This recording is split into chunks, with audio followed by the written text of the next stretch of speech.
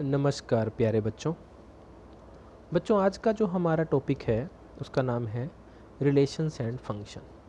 इस टॉपिक को हमने +1 क्लास में भी स्टडी किया था, तो आज एक बार फिर से थोड़ा सा बेसिक डिस्कस करेंगे। पहले R will be a relation from A to B if R is a subset of A cross B, या फिर R will be a relation on set A if R is a subset of A cross A। तो ये दोनों ही relation की definition है। यहाँ relation A to B होगा, यहाँ A पे होगा, मतलब R will be a relation on A to A। तो बच्चों उसके बाद +1 क्लास में हमने रिलेशन की कुछ टाइप्स डिस्कस की थी, जैसे यूनिवर्सल रिलेशन क्या है, एम्प्टी रिलेशन क्या है, इन्वर्स रिलेशन क्या है। तो अब हम उन रिलेशंस के बारे में स्टडी करेंगे जो कि +2 क्लास के पॉइंट ऑफ व्यू से हैं, जैसे जिसमें कि फर्स्ट रिलेशन है हमारा reflexive relation. Reflexive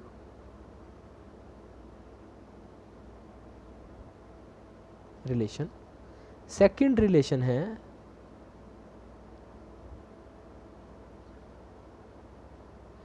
symmetric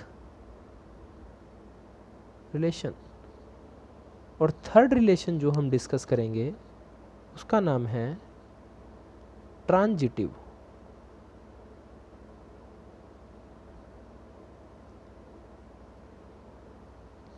relation.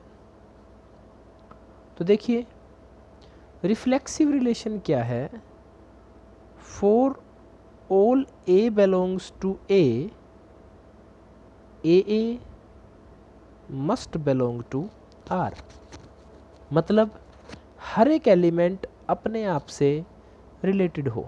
For example ए एक सेट है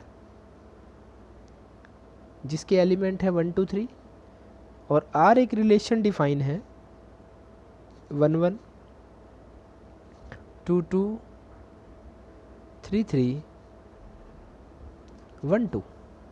अब हमने देखा कि 1 ए में है तो 1 1 आर में है, 2 ए में है तो 2 2 आर में है, 3 ए में है तो 3 3 आर में है। तो हर एक एलिमेंट अपने आप से रिलेटेड है, इसलिए आर जो है वो एक रिफ्लेक्सिव रिलेशन है। Symmetric relation for A B belongs to A if A is related to B then B should be related to A.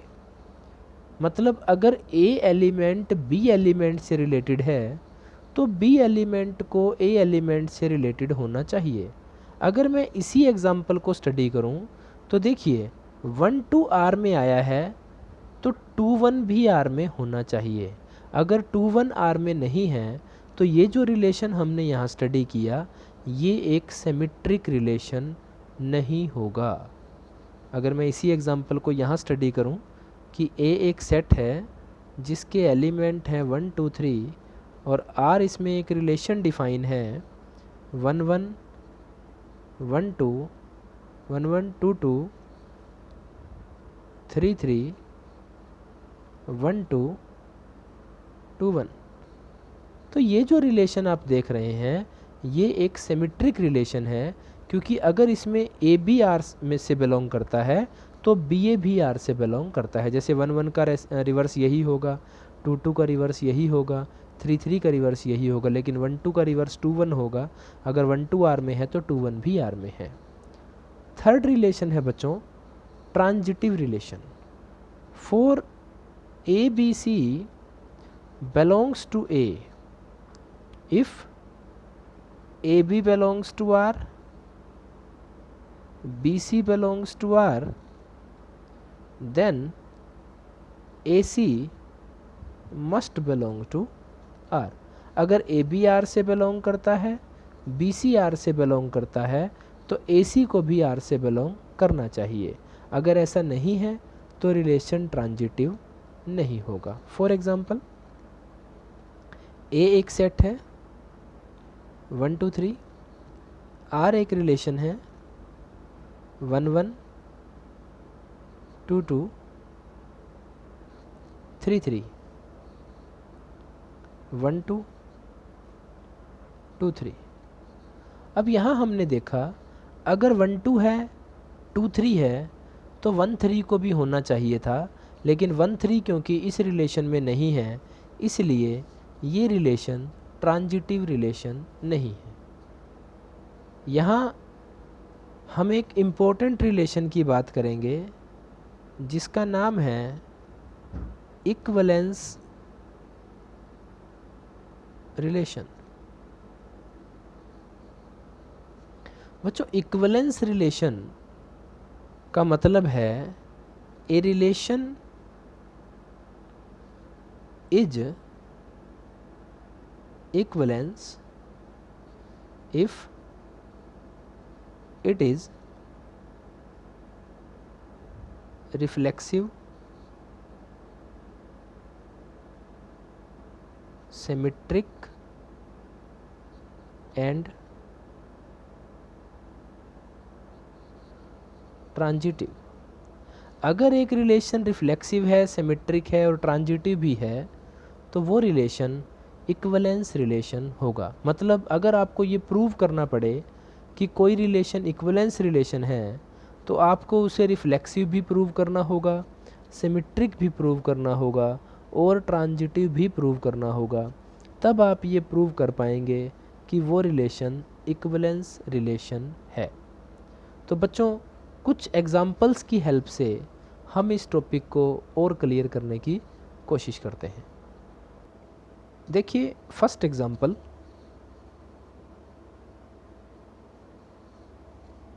Show that the relation R in the set 1 2 3। आपके पास एक set है जिसके element है 1 2 3, इसको नाम दे रहे हैं ए set, और एक रिलेशन डिफाइन किया गया है आर 1 1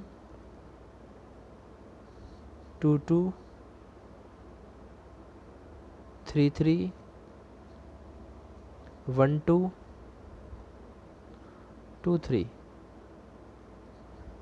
शो कीजिए कि ये रिफ्लेक्सिव है, ये रिलेशन रिफ्लेक्सिव है लेकिन सिमेट्रिक और ट्रांजिटिव नहीं है। सिमेट्रिक नहीं है, ट्रांजिटिव भी नहीं है। बच्चों यहाँ आप एक बात नोट कर लें, जब कभी भी आपको किसी रिलेशन को यस प्रूव करना है, जैसे यहाँ आपको इस रिलेशन को रिफ्लेक्सिव यस प्रूव करना है तो आप इसको जनरली प्रूव करेंगे, लेकिन जब भी किसी रिलेशन को हमें नो प्रूव करना है, जैसे यहाँ इस रिलेशन को नॉट सिमेट्रिक और नॉट ट्रांजिटिव प्रूव करना है, तो एक एग्जाम्पल की हेल्प से हम उसे नोट प्रूव कर देंगे। कैसे?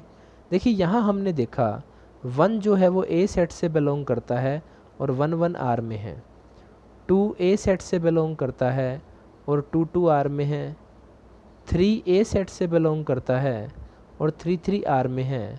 तो इसका मतलब ये रिलेशन रिफ्लेक्सिव है। लेकिन इसको लिखेंगे कैसे? We see that for all a belongs to a belongs to R, so R is reflexive. इसका मतलब है सभी ए जो कि ए सेट से बिलोंग करते हैं, ए एलिमेंट अपने आप से रिलेटेड है, ए से रिलेटेड है, तो जो आर है वो रिफ्लेक्सिव रिलेशन है। लेकिन सिमेट्रिक के लिए हमने कहा कि 1 और 2 दो एलिमेंट हैं जो ए सेट से बिलोंग करते हैं। Here 1 2 belongs to R but 2 1 does not belong to R, so R is not symmetric, so R is not symmetric. Also here 1 2 3 R 3 elements belong to A, 1 2 belongs to R, 2 3 belongs to R. देखिए a b R से belong करेगा, b c R से belong कर रहा है, but 1 3 does not belong to R, so R is not transitive. तो इस तरह से बच्चों हमें अगर किसी रिलेशन को नोट प्रूव करना है तो हम उसे प्रूव कर सकते हैं। देखिए एक और एग्जांपल की हेल्प से स्टडी करते हैं। Let L be the set of all lines in a plane. L be the set of all lines in a plane. L कोई सेट है जिसमें वो सभी लाइंस हैं जो किसी प्लेन में हैं। जैसे मान लीजिए इस प्लेन, ये बोर्ड जो है ये प्लेन है, इस पे जितनी भी लाइन हम खींच सकते हैं वो सभी L सेट में हैं। और R एक रिलेशन डिफाइन किया गया है L पे, R is a relation from L to L। इसकी डेफिनेशन है L1 L2 यानी कोई दो लाइन रिलेटेड होंगी such that L1 is perpendicular to L2। जो L1 है वो L2 पे परपेंडिकुलर होगी, यानी अगर कोई दो लाइन परपेंडिकुलर हैं तो वो R में आ जाएंगी, वो रिलेटेड होंगी। तो शो कीजिए कि ये सिमेट्रिक है, रिफ्लेक्सिव नहीं है और ट्रांजिटिव भी नहीं है।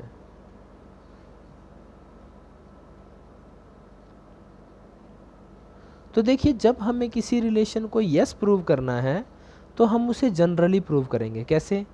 Late L1 L2 belongs to L। हमने कोई दो लाइन ली जो कि L सेट से बिलोंग करती हैं, एंड हमने ये मान लिया कि L1 L2 R से बिलोंग करता है। अब हमें ये प्रूव करना है कि L2 L1 भी R से बिलोंग करेगा। देखिए बच्चों अगर L1 L2 R से बिलोंग करता है इसका मतलब L1 L2 पे परपेंडिकुलर होगा। यहाँ मैं ड्रॉ कर लेता हूँ, ये लाइन है L1, ये L2। तो बच्चों अगर L1 L2 पे परपेंडिकुलर है तो मैं ये कह सकता हूँ कि L2 भी L1 पे परपेंडिकुलर होगा। अगर L2 L1 पे परपेंडिकुलर है तो इसका मतलब L2 L1 R से बिलोंग करेगा। तो बच्चों अगर L1 L2 R से बिलोंग कर रहा है तो L2 L1 भी R से बिलोंग कर रहा है, सो R इज सिमेट्रिक। अब हम बात करते हैं रिफ्लेक्सिव की। तो अगर L1 कोई एलिमेंट ले लिया जाए जो कि L से बिलोंग करता है तो L1 can never be perpendicular on L1। कोई भी लाइन खुद पर परपेंडिकुलर नहीं हो सकती, सो L1 L1 कभी भी R से बिलोंग नहीं करेगा, सो R इज नॉट रिफ्लेक्सिव। तो R कभी भी रिफ्लेक्सिव रिलेशन नहीं होगा। ट्रांजिटिव की अगर हम बात करें तो हमने L1 L2 और L3 तीन लाइन ले ली जो कि L सेट से बिलोंग करती हैं, और हमने ये मान लिया कि L1 L2 R में है एंड L2 L3 भी R में है। L1 L2 के R में होने का मतलब है कि L1 L2 पे परपेंडिकुलर है, और L2 के L2 L3 R में होने का मतलब है कि L2 L3 के परपेंडिकुलर है। तो बच्चों इस डायग्राम से क्लियर है कि L1 जो है वो L3 के पैरेलल है, परपेंडिकुलर नहीं है, इसलिए जो L1 L3 है वो R में नहीं आएगा। तो बच्चों AB R में है, BC R में है, लेकिन AC R में नहीं है, इसलिए ये जो रिलेशन है ये ट्रांजिटिव नहीं है। देखिए बच्चों एक और एग्जांपल की हेल्प से समझते हैं। देखिए let T be the set of all triangles in a plane. Let T be the set of all triangles in a plane and R is a relation in T। R एक relation है T में, मतलब T इसकी domain है और T ही इसकी codomain है। Given by, इस रिलेशन की डेफिनेशन है T1 T2, मतलब कोई दो ट्रायंगल्स आपस में रिलेटेड होंगी such that T1 is congruent to T2।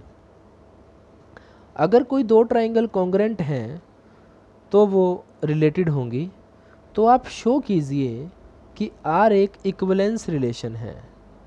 Show that R is equivalence relation. तो बच्चों हमने स्टडी किया था कि कोई रिलेशन इक्विवेलेंस कब होगा, जब वो रिफ्लेक्सिव भी हो, सिमेट्रिक भी हो और ट्रांजिटिव भी हो। तो अगर हम इस रिलेशन को इक्विवेलेंस प्रूव करना चाहते हैं तो हमें इसे रिफ्लेक्सिव भी प्रूव करना होगा, सिमेट्रिक भी और ट्रांजिटिव भी। देखिए कैसे। सबसे पहले हम इसे रिफ्लेक्सिव प्रूव करने की कोशिश करते हैं।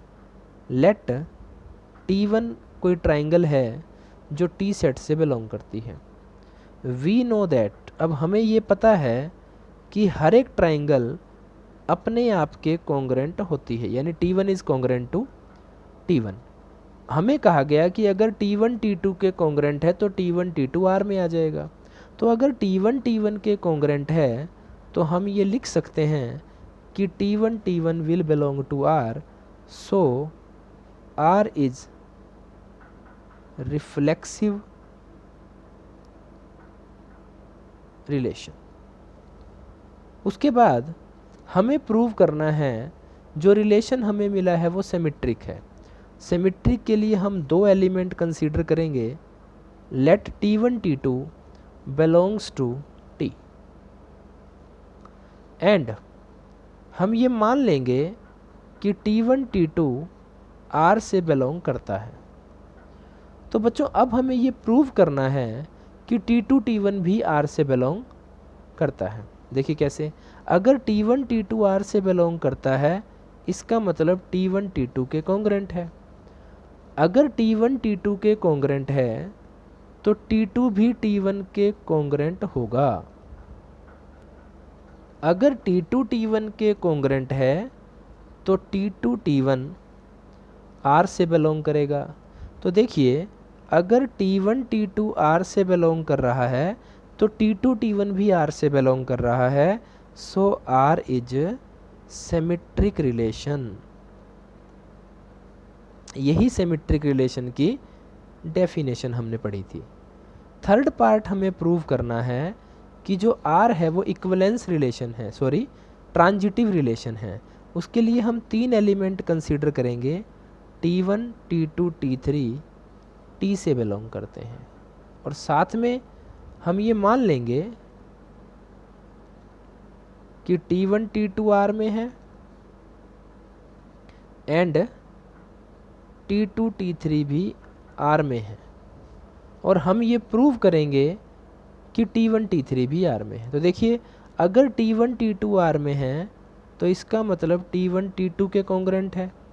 अगर T2 T3 R में है तो इसका मतलब T2 T3 के कॉन्ग्रेंट है। इसे नाम दिया इक्वेशन फर्स्ट, इसे नाम दिया equation second. From equation first and second T1 T2 के कॉन्ग्रेंट है, T2 T3 के कॉन्ग्रेंट है, तो T1 जो है वो T3 के कॉन्ग्रेंट होगा। अगर T1 T3 के कॉन्ग्रेंट है तो इसका मतलब है कि T1 T3 से रिलेटेड होगा, सो R is a transitive relation. तो बच्चों हमने प्रूव किया कि जो R हमें मिला है वो रिफ्लेक्सिव है, सिमेट्रिक है और ट्रांजिटिव है। अगर एक रिलेशन रिफ्लेक्सिव, सिमेट्रिक और ट्रांजिटिव तीनों हैं तो we can say that R is an equivalence relation. तो बच्चों इस तरह से हम किसी रिलेशन को इक्वलेंस प्रूव कर सकते हैं। ये था हमारा टॉपिक जो कि रिलेशन से रिलेटेड था। तो इस वीडियो लेक्चर को ध्यान से देखिए, जो भी इसमें पॉइंट्स आपको बताए गए हैं उन्हें नोट कीजिए। नेक्स्ट वीडियो लेक्चर में हम एक्सरसाइज 1.1 के कुछ और क्वेश्चन सोल्व करेंगे। धन्यवाद।